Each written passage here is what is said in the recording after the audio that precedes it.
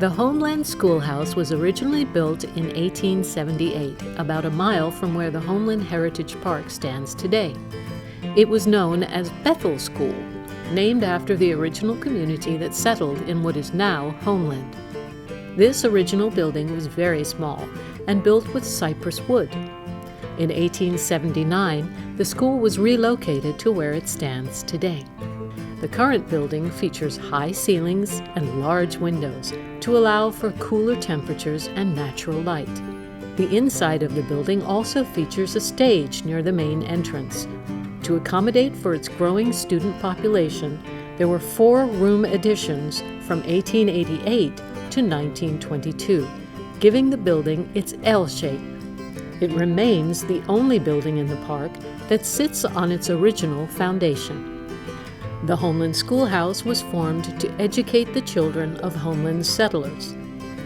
The building housed 6 students when it first opened, taught by the school's first teacher, Colonel John Snoddy. The school grew rapidly, and within 4 months it taught 60 students. Within 10 years, the school had grown to 75 students. Classes at the schoolhouse ranged from 1st to 8th grade.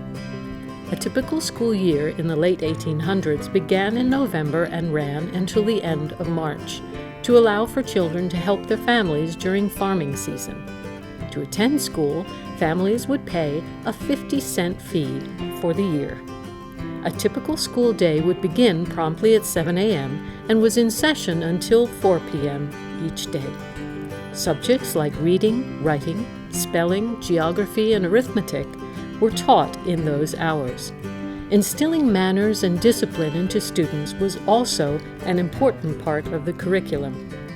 These subjects were important to the development of the community as they created good citizens who could read, keep journals, and could use math to assist with farming. Along with the church, the schoolhouse served as the heart of the Homeland community. Large gatherings and prayer meetings were often held inside the building. On one occasion, as detailed in an 1898 newspaper article, the school hosted a crowd for a Christmas address. Homeland residents and visitors throughout the Bartow area gathered to celebrate the holiday and hear the Reverend's speech. Among them were respected Homeland and Bartow families, which included Mr. B.F. Holland and his young son Spessard Holland, who would go on to become governor of Florida during the Second World War. After the Reverend addressed the crowd with his Christmas wishes, the crowd watched a flag drill performed inside the schoolhouse by older students, followed by a large barbecue dinner. The school remained active until 1956, after which the building served as a school board maintenance facility for refinishing school furniture until it was abandoned in 1982. It remained empty until Sally Miller, a reporter for the Polk County Democrat, spotted it on a school board surplus list and alerted the community of its historical value in 1984. Thanks to the efforts of Homeland residents and surrounding communities, as well as the help of local historical organizations such as the Polk County Historical Commission, the Polk County Historical Association, and E.D. Bud Dixon, clerk of the Circuit Court, the school was marked for preservation. In 1985, the deed to the Homeland School building and surrounding school grounds was signed to the Polk County Board of County Commissioners by the School Board of Polk County for the property to be used for historical purposes. With financial assistance from the Polk County Historical Commission, legislative funds, and the Florida Department of Education, the site and facility were set to be restored and redeveloped.